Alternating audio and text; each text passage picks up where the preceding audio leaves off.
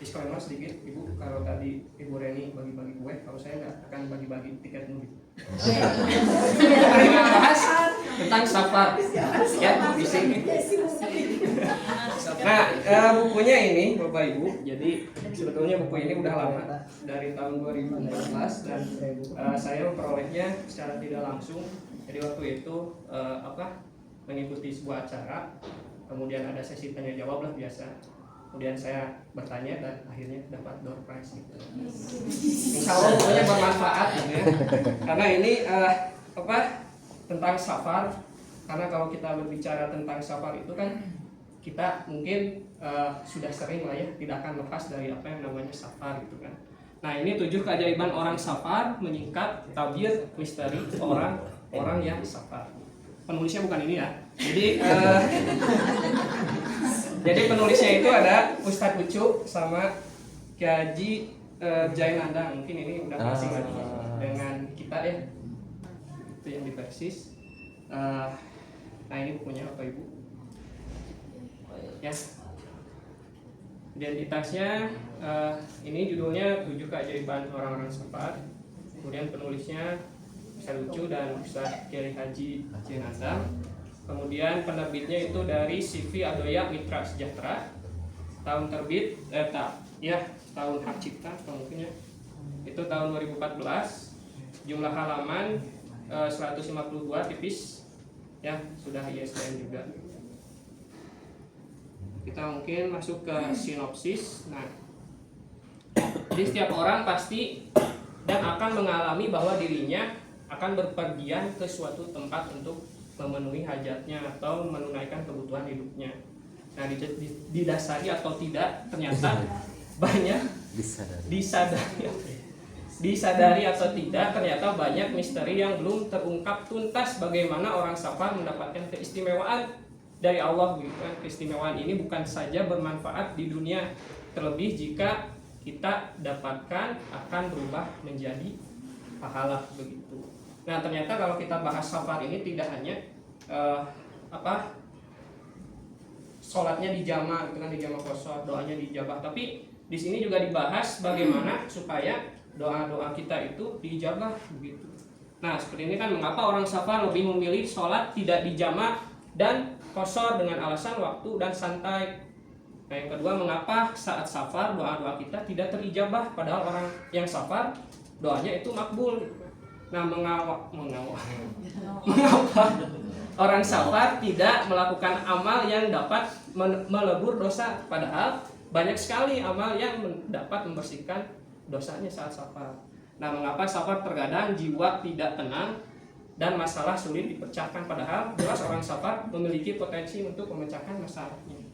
Nah, kemudian mengapa haji dan umrah kita terasa tidak mabrur padahal caranya sudah dijelaskan oleh Nabi. Nah, yang terakhir jawabannya karena kemungkinan kita belum. Tipe ya, banyak tipenya. Jadi kemarin tuh laptopnya dipinjam sama adik, jadi pakai HP. Kita belum mengetahui keistimewaan bagi orang safar. Nah, ya Bapak Ibu, itu sinopsisnya. Kemudian ini ringkasannya. Yang pertama itu orang safar itu jelas ya mendapatkan rukhsah, mendapatkan keistimewaan dari Allah. Ini kan dalilnya sudah mafhum ya, kita dalam surat apa ini Bu? An-Nisa ya. 101 ya. Wa idza darabtum fil ard falaisa 'alaikum junahun an taqsuru minas shalah. Bla bla bla. Dan apabila kamu bepergian di muka bumi, maka tidaklah mengapa kamu mengqashar salat.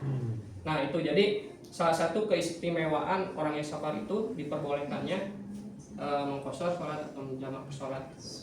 Nah, yang kedua, doa orang yang safar tidak akan tertolak. Ini jelas ya. Jadi kalau orang yang safar itu doanya makbul. Ya, hadisnya dari Abu Hurairah bahwasanya Rasulullah SAW ada 3 yang akan dikabulkan dan tidak diragukan padanya, yaitu doa orang tua, doa orang safar, dan doa orang yang terzalimi. Nah, ini istimewanya itu. Kalau misalkan kita safar, ya doanya pasti akan diijabah. Ditambah lagi misalkan setelah kita didolim sama orang atau di jalan kita kecopetan misalkan. Nah, itu kan udah itulah ya udah pasti diijabah oleh Allah. Terus sama orang tua kita didoakan, wah itu mah udah pakai komplit ya. Gitu. Nah yang ketiga, cara orang yang safar agar doanya diijabah. Nah ini ada tips-tipsnya seperti yang tadi saya bilang ya. Jadi buku ini sebetulnya mengarahnya ke ini doanya gitu, doanya supaya diijabah. Nah yang pertama, bersihkan perut dari yang haram. Ini jelas ya kalau misalkan kita mengkonsumsi minuman atau makanan yang haram itu akan terbawa, karena makanan dan minuman itu pasti akan tumbuh di dalam diri. Kalau tidak jadi daging jadi darah, dan kita akan bawa kemana-mana begitu. Terus kita berdoa tapi kita sadar bahwa makanan itu atau minuman itu haram, pasti akan ada rasa kekeringan lah di hatinya gitu kan. Nah yang ketiga, setia pada Allah dengan melaksanakan ibadah-ibadah. Nah meskipun misalkan tadi disebutkan mentang-mentang kita safar misalkan, terus kita mengabaikan sholat, nah diusahakan jangan seperti itu. Kita harus tetap setia pada Allah dengan melaksanakan ibadah-ibadah yang ada di hadapan kita. Nah yang ketiga, setialah pada anak dan orang tua. Nah ini sangat penting. Kenapa? Karena kalau misalkan kita bepergian keluar kota ya, dalam keadaan misalkan kita punya masalah dengan orang tua, dengan anak misalkan, orang yang safar itu kan doanya juga pasti akan diijabah, tapi kita lupa bahwa keluarga kita di rumah tidak memberikan energi positif pada kita. Nah doanya kira-kira yang bagus-bagus atau yang buruk-buruk? Pasti yang buruk-buruk ya. Kalau kita misalkan udah ribut misalkan sama orang tua, tidak diizinkan misalkan seperti itu, pasti perjalanan itu akan tidak lancar. Nah yang keempat, jangan abaikan teman. Kalau misalkan kita nih, yang penting ya kalau misalkan kita mau pergi jauh terus minta ditemenin sama orang, nah kita secara tidak langsung sudah orang yang teman kita itu sudah jadi tanggung jawab kita. Ya karena kita yang ngajak, terus kita yang yang ngajak gitu kan. Secara tidak langsung kita harus mengeluarkan hak-haknya dia. Kalau misalkan kita makan, ya teman yang kita ajak juga harus ikut makan. Jangan sampai susul-lumputan gitu. Makan itu mah ya, itu mah cuma mungkin. Jangan sampai seperti itu ya. Ini punya hak juga teman yang kita ajak itu. Begitu ya. Nah ini hadisnya, Rasulullah SAW bersabda, dicabut rahmat Allah dari yang sedang safar. Nah apabila dia mengabaikan hak teman yang menemaninya. Nah seperti tadi, kita udah ngajak tapi dia terlantarkan temannya. Jadi seperti itu. Kemudian nah yang keempat ya, langkah agar jiwa tenang saat safar ya. Yang pertama, bijak dalam menyikapi ujian. Pastilah di perjalanan lah kita tidak akan lepas dari yang namanya ujian, baik itu ujian kendaraan yang kita pakai bermasalah atau yang lainnya. Nah tipsnya apa sih? Yang pertama, bijak dalam menyikapi ujian. Nah ketahui bahwa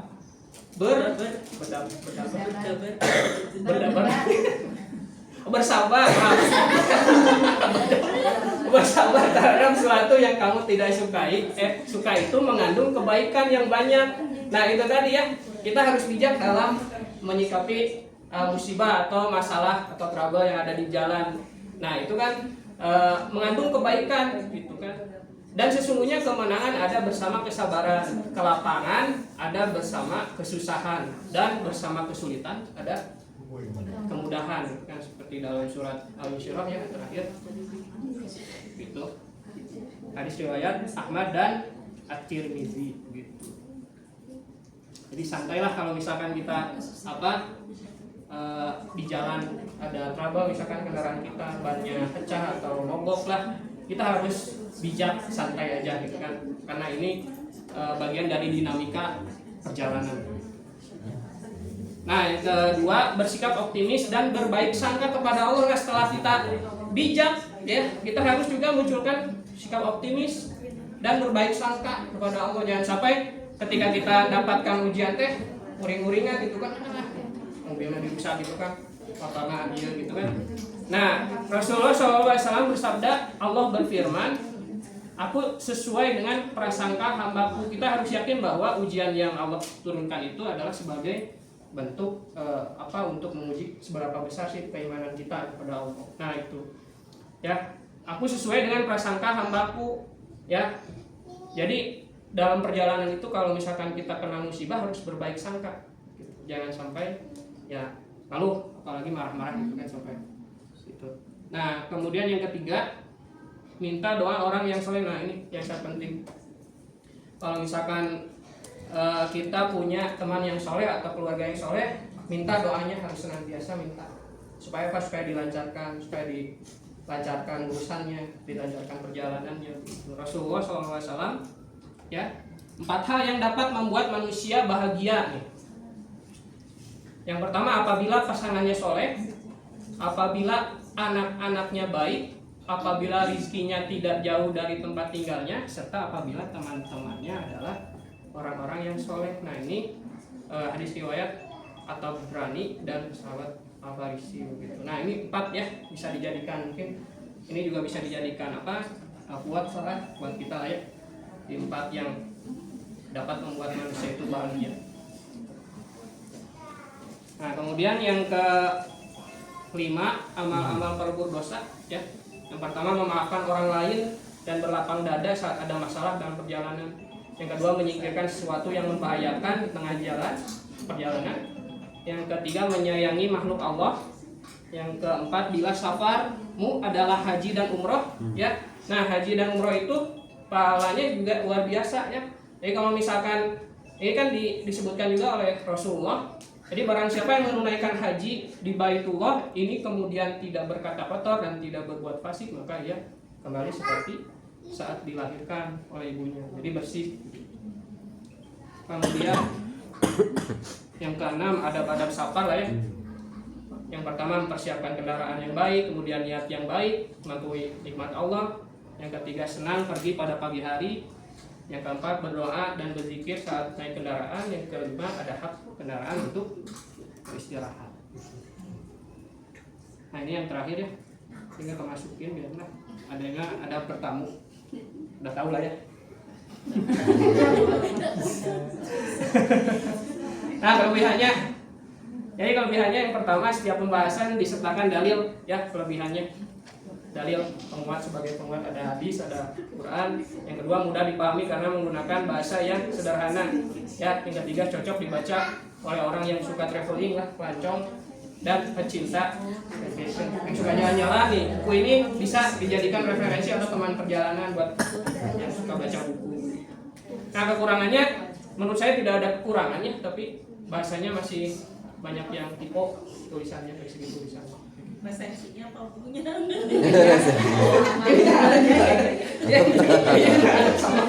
Jadi sama mengikuti buku. Udah segitu. Oke, kita boleh